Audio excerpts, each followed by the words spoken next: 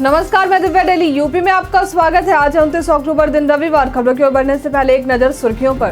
उत्तर प्रदेश को मिलेगा 6 नए एक्सप्रेसवे का तोहफा। मैलानी पीलीभीत रूट पर सागर तक ट्रेन संचालन को मिली अनुमति, जाने समय सारिणी। नवरात्र खत्म होते ही प्याज की कीमतों में आया उछाल, अब लगा सकता है शतक। यूपी के माध्यमिक स्कूल के बच्चों को आर्टिफिशियल इंटेलिजेंस से अवगत कराने के लिए बन रही है योजना। गोरखपुर बाल संप्रेक्षण गृह से 25 मोबाइल फोन बरामदगी के बाद अधिकारियों के उड़े होश। चलिए बढ़ते उत्तर प्रदेश के अब तक की 25 बड़ी खबरों की ओर विस्तार से। केंद्रीय विद्युत मंत्रालय के अधीन एनटीपीसी लिमिटेड के एग्जीक्यूटिव पदों पर निकली भर्ती। भारत सरकार के केंद्रीय विद्युत मंत्रालय के अधीन एनटीपीसी लिमिटेड ने एग्जीक्यूटिव के पदों पर भर्ती के लिए अधिसूचना जारी की है। यह भर्ती विज्ञापन के अनुसार combined cycle power plant O&M के लिए 50 एग्जीक्यूटिव की भर्ती की जानी है। यहाँ चयनित उम्मीदवारों को 90,000 रुपए सैलरी और अन्य सुविधाएं दी जाएंगी। इच्छुक उम्मीदवार इसके आधिकारिक वेबसाइट careers.ntpc.co.in पर जाकर आवेदन कर सकते हैं। आवेदन करने की अंतिम तिथि 10 नवंबर 2023 है। इसके लिए शैक्षणिक योग्यता की बात करें तो उम्मीदवारों को मान्यता प्राप्त संस्थान से इलेक्ट्रिकल या मैकेनिकल या इलेक्ट्रॉनिक्स या इंस्ट्रूमेंटेशन इंजीनियरिंग डिग्री प्राप्त होनी चाहिए। इसके लिए उम्मीदवारों की उम्र 35 वर्ष निर्धारित की गई है। उत्तर प्रदेश को मिलेगा 6 नए एक्सप्रेसवे का तोहफा। उत्तर प्रदेश सरकार हर दिन विकास के पायदान पर एक कदम आगे की ओर बढ़ा रही है। इसी कड़ी में विकास की एक और सीढ़ी चढ़ते हुए प्रदेश में योगी सरकार 6 नए एक्सप्रेसवे बनाने की तैयारी में है।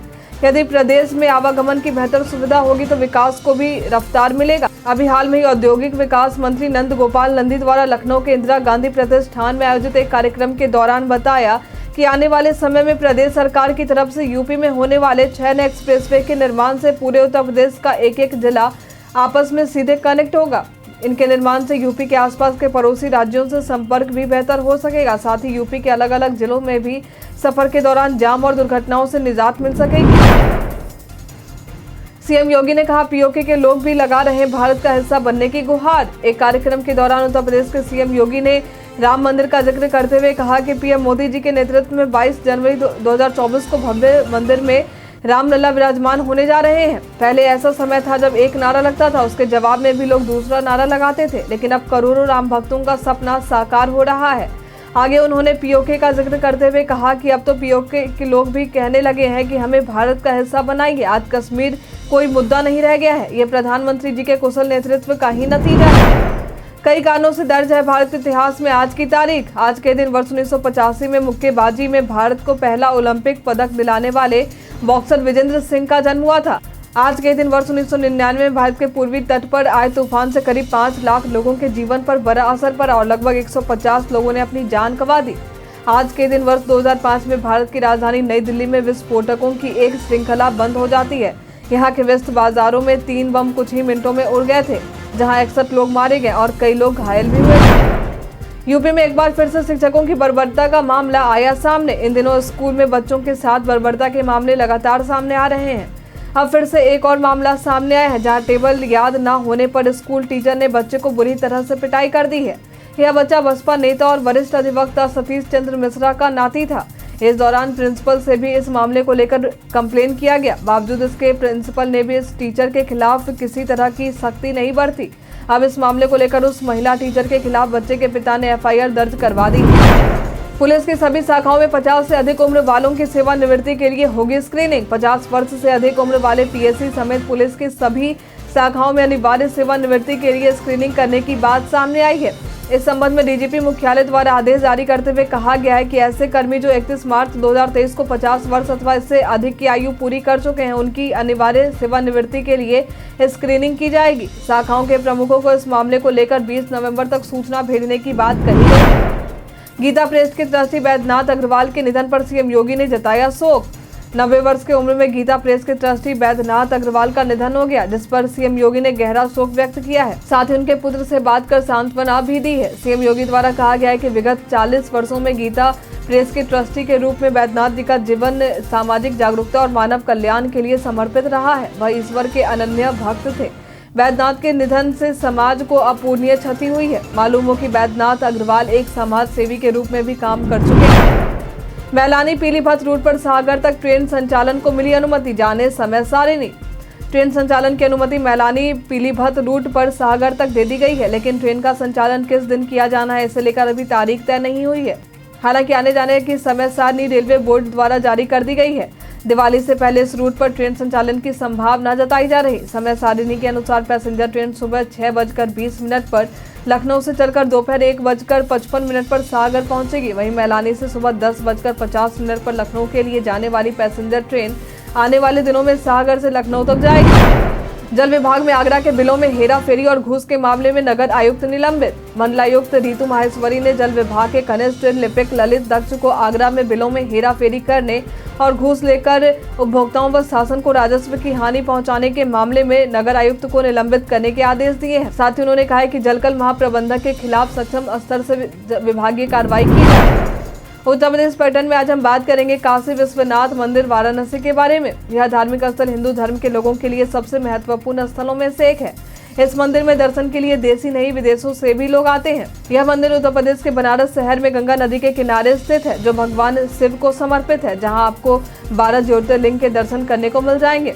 हिंदू मान्यताओं के अनुसार जो इन सभी ज्योतिर्लिंगों के दर्शन शुद्ध मन से करता है, उन्हें अच्छे फल प्राप्त होते हैं। सावन के समय में यहाँ हर रोज लाखों भक्तों की भीड़ जुटती है। मंदिर के किनारे आपको कई सुंदर घाट भी देखने को मिलेंगे, जहां आप नाव, बोटिंग आदि वाटर एक्टिविटीज भी कर सकते हैं। भारत के पूर्व क्रिकेटर ने आईसीसी में पाकिस्तान की हार के बाद की यह मांग। पाकिस्तान को विश्व कप 2023 के 26वें मैच में साउथ अफ्रीका के खिलाफ महज 1 विकेट से हार का सामना करना पड़ा। इस मैच के दौरान खराब अंपायरिंग के फैसले काफी चर्चा में देखे जा रहे हैं। भारतीय क्रिकेट टीम के पूर्व क्रिकेटर हरभजन सिंह ने पाकिस्तान की हार के बाद एक्स पर ट्वीट कर आईसीसी से बड़ी मांग की है, जहां उन्होंने कहा है कि खराब अंपायरिंग और खराब नियमों के चलते पाकिस्तान को यह मैच गंवाना पड़ा। आईसीसी को इस नियम को बदलना चाहिए। अगर गेंद स्टंप पर लग रही है तो आउट है। अंपायर ने आउट दिया या नॉट आउट, इससे कोई फर्क नहीं पड़ता। ऐसे में तकनीक का क्या फायदा है। बेटे को बेचने को तैयार रिक्शा चालक का मामला सामने आने के बाद सपा नेता ने भाजपा पर कसा तंज। अभी हाल में ही अलीगढ़ का एक मामला लोगों के बीच चर्चा में था, जहां एक रिक्शा चालक और उसका परिवार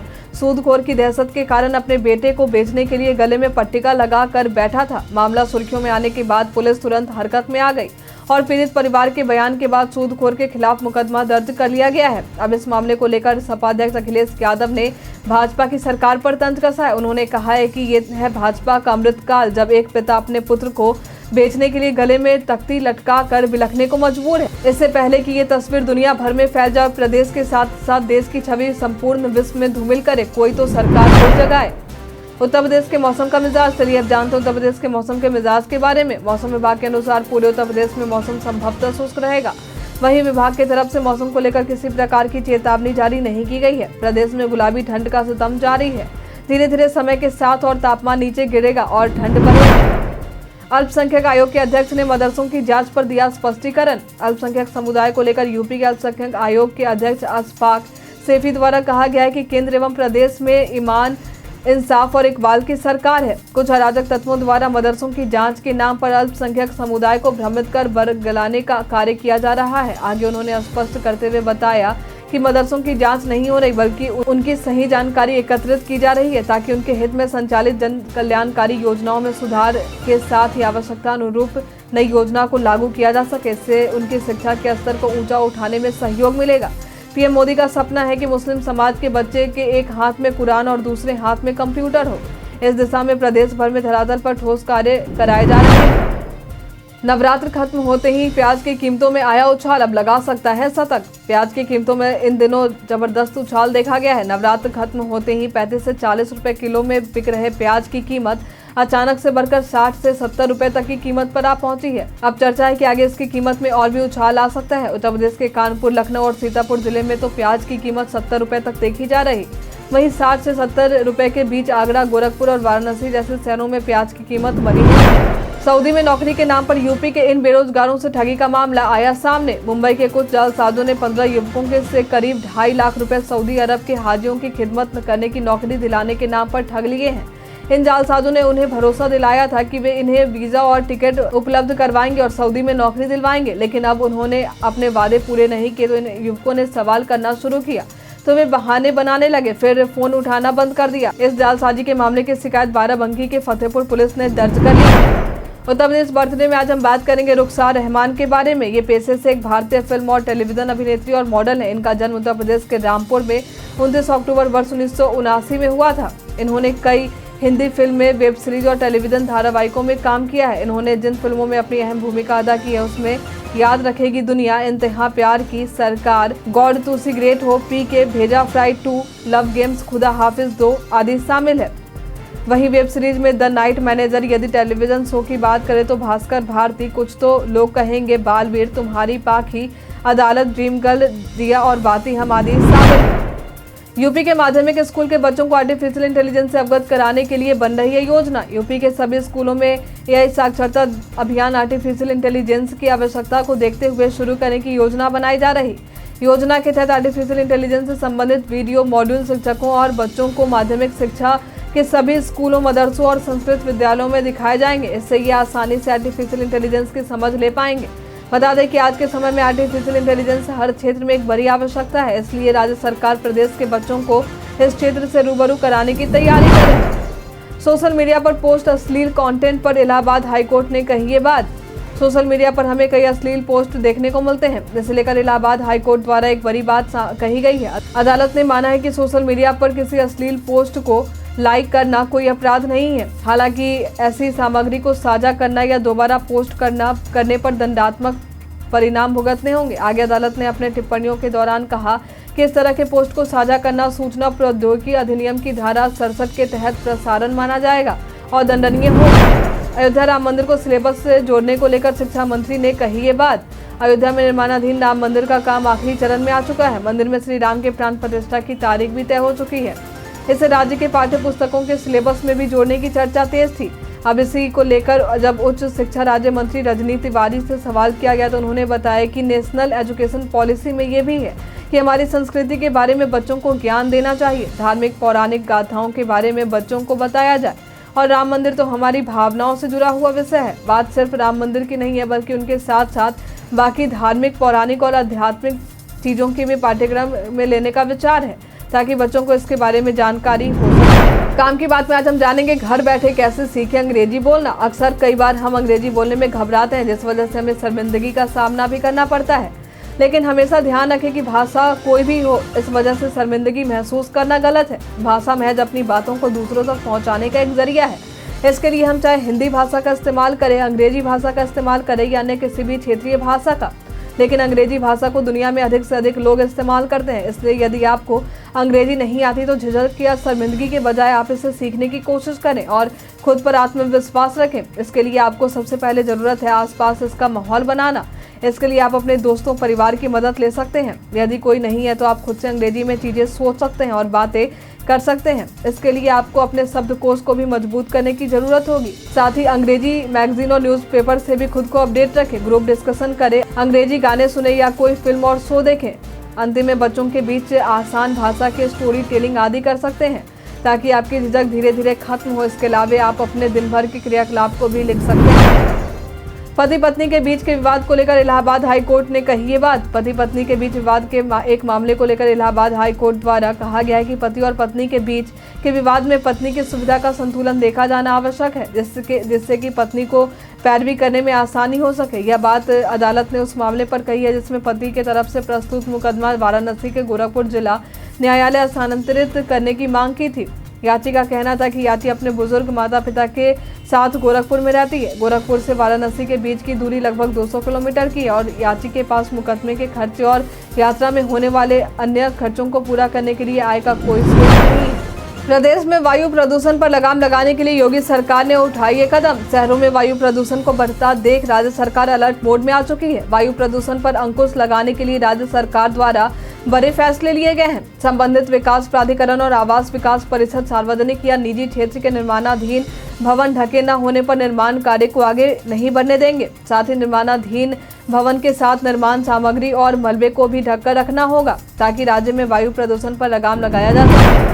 गोरखपुर बाल संप्रेक्षण गृह से 25 मोबाइल फोन बरामदगी के बाद अधिकारियों के उड़े होश। गोरखपुर के बाल संप्रेक्षण गृह में 25 मोबाइल फोन की बरामदगी हुई है। इस बरामदगी के बाद पुलिस प्रशासन के सतर्कता और निगरानी की पोल खुल चुकी है। व्यवस्था के प्रति असंतोष व्यक्त करते हुए जिम्मेदारी के विरुद्ध जिला जज ने कार्रवाई के निर्देश दिए हैं। बता दें कि निरीक्षण के दौरान सभी कमरों की तलाशी ली गई, जहां से ये 25 फोन बरामद हुए। टेक ज्ञान में आज हम बात करेंगे एलन मस्क के एक्स के इस प्लान से नहीं दिखेंगे अब ऐड। एलन मस्क के सोशल मीडिया प्लेटफॉर्म एक्स यानी पूर्व ट्विटर के नए प्लान को लेकर एक नई खबर सामने आई है। दरअसल इस नए प्रीमियम प्लस प्लान में एक्स यूजर्स को ऐड नहीं दिखाए जाएंगे, लेकिन इसके लिए आपको 1300 रुपए के मंथली चार्ज देने पड़ेंगे। कंपनी द्वारा यह बात सामने आई है कि इस प्लान में यूजर्स के रिप्लाई को दूसरे प्रीमियम प्लान्स या अनवेरिफाइड यूजर्स के मुकाबले ज़्यादा बूस्ट मिलेगा। मिली जानकारी के अनुसार ये प्लान सिर्फ वेब वर्जन के लिए ही लॉन्च हुए हैं। आज के लिए फिलहाल इतना ही। अब हम प्रतिदिन आपसे 5 ऐसे जरूरी सवाल पूछेंगे और उसके जवाब बताएंगे जो कि स्टेट पीसीएस, पुलिस दरोगा समेत एसएससी जैसे अन्य प्रतियोगी परीक्षाओं में काम आएंगे। सवाल इतिहास, यूपी स्पेशल, विज्ञान, करंट अफेयर्स और भूगोल से रहेंगे। तो हमारा पहला सवाल है, हाल ही में केंद्रीय मंत्री अर्जुन मुंडा ने किस राज्य में आदि महोत्सव का उद्घाटन किया है? ऑप्शन ए है मध्य प्रदेश, ऑप्शन बी है पंजाब, ऑप्शन सी है हरियाणा, ऑप्शन डी है गुजरात। इसका सही उत्तर है गुजरात। हाल ही में केंद्र सरकार ने किस राज्य में जमरानी बांध परियोजना को मंजूरी दी है? ऑप्शन ए है उत्तराखंड, ऑप्शन बी है हिमाचल प्रदेश, ऑप्शन सी है गुजरात, ऑप्शन डी है छत्तीसगढ़। इसका सही उत्तर है उत्तराखंड। हाल ही में राष्ट्रीय खेलों का 37वां संस्करण किस राज्य में शुरू हुआ है? ऑप्शन ए है गोवा, ऑप्शन बी है पश्चिम बंगाल, ऑप्शन सी है झारखंड, ऑप्शन डी है उत्तर प्रदेश। इसका सही उत्तर है गोवा। उत्तर प्रदेश में विश्व पंचोई व दियाई उत्सव किस जनजाति के द्वारा मनाया जाता है? ऑप्शन ए है माही गिर, ऑप्शन बी है राज, ऑप्शन सी है जौनसारी, ऑप्शन डी है बैगा। इसका सही उत्तर है जौनसारी। कृत्रिम अंग निर्माण केंद्र उत्तर प्रदेश में कहाँ स्थित है? ऑप्शन ए है फर्रुखाबाद, ऑप्शन बी है कानपुर, ऑप्शन सी है इटावा, ऑप्शन डी है मुरादाबाद। इसका सही उत्तर है कानपुर। सवाल जवाब के दौर अब समाप्त होते हैं। आप में से कितने लोगों ने हमारे सवाल का सही जवाब दिया है कमेंट करके जरूर बताएं। वीडियो के अंत में हम उनका नाम जरूर लेंगे। उत्तर प्रदेश के तमाम खबरों के साथ बने रहने के लिए देखते रहे डेली यूपी। और साथ ही अगर आप यूट्यूब से देख रहे हैं तो चैनल को सब्सक्राइब करें। अगर आप फेसबुक से देख रहे हैं तो पेज को लाइक करना ना भूलें। और हाँ, आप उत्तर प्रदेश के जिस भी क्षेत्र से देख रहे हैं उस क्षेत्र का नाम हमें हमारे कॉमेंट सेक्शन बॉक्स में लिखकर जरूर बताएं। धन्यवाद।